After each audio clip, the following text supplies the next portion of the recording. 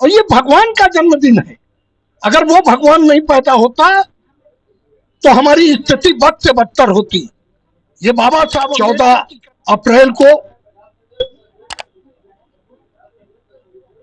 मेकराउडगंज park में लोग एकत्रित होंगे, भीम भोज होगा, हलवा बनेगा, शरबत बनेगा और तमाम प्रकार का लोग जो है व्यवस्था कर रहे हैं। सभी तो 14 लोगों को हम अंबेडकर रत्न से सम्मानित करेंगे। तो क्या फील्ड होगा कि कुछ स्पेसिफिक है कि इसी फील्ड के लोग होंगे, कुछ डिस्क्राइब कर? जो लोगों ने समाज के लिए काम किया है, वो कोई वर्ग का आदमी हो, उसको हम लोग सम्मानित करेंगे। बाबा साहब ने कहा अपनी कमाई का 20वां हिस्सा गरीब को दो, दान दो। हम कह रहे हैं आप ये संकल्प लीजिए कि कोई अच्छा पढ़ने वाला बच्चा है, उसको गोद लीजिए।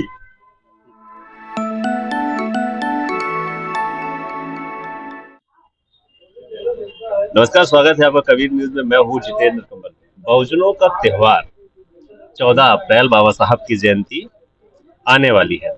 बहुत लोगों ने 22 जनवरी को बड़ा धूमधाम से घरों में दिए लिया, झालर लगा के बहुत धूमधाम से मनाया था। लेकिन वहीं एक तबका ऐसा भी था जिसके घरों में शायद दिए भी नहीं जले थे और उन्होंने वो उतना हर्षोल्लास नहीं था, क्योंकि वो भाव अम्बेडकरवादियों में नहीं था। अम्बेडकरवादियों की असली दीपावली जो है वो 14 अप्रैल को आने वाली है। हमारे साथ भारतीय दलित पैंथर के सचिव और प्रांतीय कार्यालय के अध्यक्ष धनीराम पैंथर जी हैं। उनसे हम बात करते हैं क्या तैयारी है और क्या कुछ इस बार कानपुर में धमाका होने वाला, उस पर हम बात करते हैं। सर, स्वागत है आपका कबीर न्यूज पे। बहुत बहुत स्वागत है। कैसी तैयारियां हैं इस बार, क्योंकि 14 अप्रैल इस बार कुछ ज्यादा ही खास है बहुजनों के लिए, क्योंकि एक विचारधारा की जो लड़ाई चल रही है, उस लड़ाई में वर्चस्व किसका स्थापित होगा इस बार 14 अप्रैल को दिख जाएगा। ये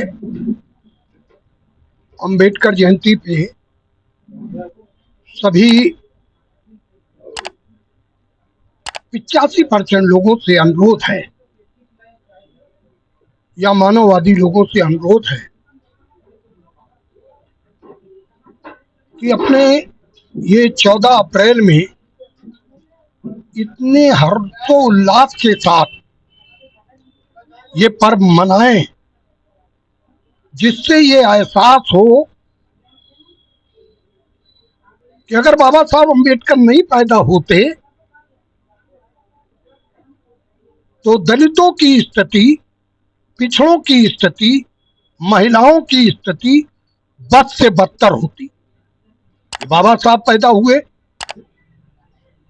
हम आज राष्ट्रपति से लेकर IAS, IPS, डॉक्टर, इंजीनियर सभी पोस्टों पर बाबा साहब अम्बेडकर की कृपा से। इसलिए मैं सभी अम्बेडकर अनुयायियों से अपील करना चाहता हूं।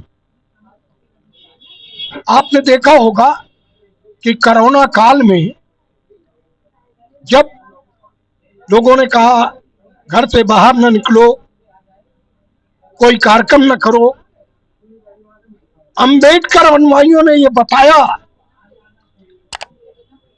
14 अप्रैल को अच्छे अच्छे पकवान, मोमबत्ती और तमाम प्रकार का वो करके ये बताया कि आज बाबा साहब अम्बेडकर का जन्मदिन है और ये भगवान का जन्मदिन है। अगर वो भगवान नहीं पैदा होता तो हमारी स्थिति बद से बदतर होती। ये बाबा साहब अम्बेडकर की कृपा से हम आज धूमधाम से रह रहे हैं, अच्छे कपड़े पहन रहे हैं, अच्छे मकान में रह रहे हैं, अच्छे बच्चे पढ़ा रहे हैं। ये सारी की सारी कृपा परम पूज्य डॉक्टर बाबा साहब अम्बेडकर की है। इसलिए सभी संस्थाओं से, देश के लोगों से अपील है कि इसको बड़े हर्षोल्लास के साथ मनाइए और ये पर्व, ये ऐतिहासिक कार्यक्रम होना चाहिए, ऐसी मेरी विनती है। कानपुर में आपके द्वारा भी जुलूस निकाला जाएगा, तो कहाँ से शुरू होगा और उसका समापन कहाँ पे होगा, और आप क्या लोगों से अपील करना चाहते लोग जहां सर दिखते हैं वहां लोग सर कहते हैं। मुझे ऐसा लगता है कि सभी संस्थाओं से अपील है, हमने भी अपना कार्यक्रम रखा है 14 अप्रैल को मेकराउडगंज पार्क में लोग एकत्रित होंगे, भीम भोज होगा, हलवा बनेगा, शरबत बनेगा और तमाम प्रकार का लोग जो है व्यवस्था कर रहे हैं। और हम 14 ऐसे लोगों का सम्मान करेंगे जिन्होंने समाज के लिए काम किया है। हम 14 अप्रैल को भव्य शोभा यात्रा निकालेंगे और पूरे कानपुर से, कानपुर देहात से, औरैया से, कन्नौज से, उन्नाव से, हमीरपुर से, तमाम जगहों से लोग भारी संख्या में आ रहे हैं।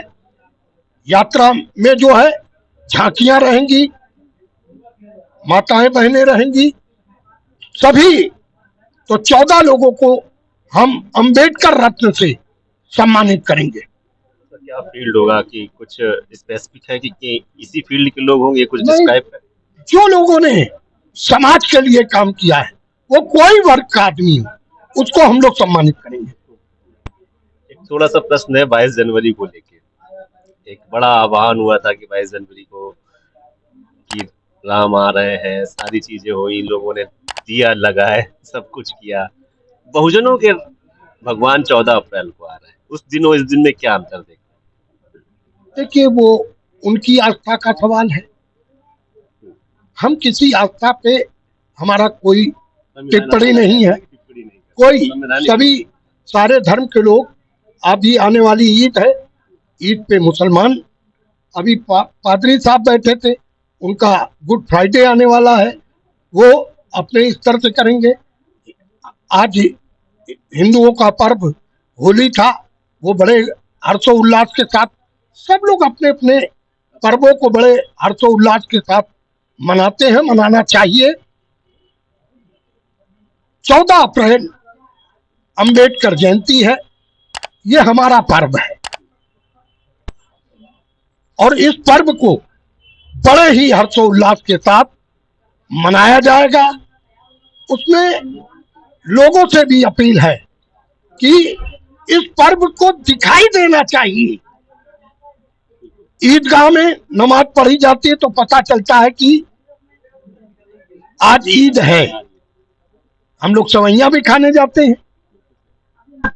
ऐसे ही 14 अप्रैल को सारे लोगों को मिठाई बंटवानी चाहिए, हलवा बंटवाना चाहिए, शरबत बंटवाना चाहिए, या गरीब लोगों को वस्त्र वितरण करना चाहिए, जो भी हो सके। क्योंकि बाबा साहब और भगवान बुद्ध ने कहा कि दान दो। बाबा साहब ने कहा अपनी कमाई का 20वां हिस्सा गरीब को दो, दान दो। हम कह रहे हैं, आप ये संकल्प लीजिए कि कोई अच्छा पढ़ने वाला बच्चा है, उसको गोद लीजिए और गोद लेकर उसको पूरे पढ़ाने का संकल्प लीजिए। ये काम करने की जरूरत है, ऐसा मैं महसूस करता हूँ। इस बार कोई अड़चन तो नहीं है नानाराव पार्क में परमिशन को लेके, जो पिछली बार सुंदरीकरण को लेके कुछ था? नहीं, अब की जो है प्रशासन का अच्छा सहयोग है, इसलिए मुझे नहीं लगता है कि कोई नानाराव पार्क में किसी तरीके की अड़चन होगी। हम चाहते हैं कि प्रशासन इस कार्यक्रम को बहुत भव्य तरीके से मनवाए, ये उसकी भी जिम्मेदारी है। तो ये धनीराम पैंथर जी हमारे साथ हैं और इन्होंने बताया कि 14 अप्रैल को किस तरीके से भव्य एक आयोजन किया जाएगा, मकरावटगंज में आपके द्वारा किया जा रहा है। वहां पर 14 अम्बेडकर रत्नों को सम्मानित भी किया जाएगा। रैली का समापन नानाराव पार्क में होगा, जहां पिछली बार की तरीके इस बार खैर कोई अड़चन नहीं है, जो सुंदरीकरण को लेके था। इस बार परमिशन भी है, प्रशासन भी साथ दे रहा है। सर, हमसे बात करने के लिए बहुत बहुत शुक्रिया। आपको भी धन्यवाद। आपकी जो चैनल है, इस चैनल के लिए मुझे रिक्वेस्ट करनी है अम्बेडकर अनुयायियों से कि इस चैनल को आप तन से, आप मन से और आप धन से इस चैनल को मदद करें, जिससे ये हमारा चैनल है तो दिन दुगना रात चौगुना बढ़े। ये मेरी शुभकामनाएं हैं। बहुत बहुत शुक्रिया आपका, बहुत बहुत शुक्रिया।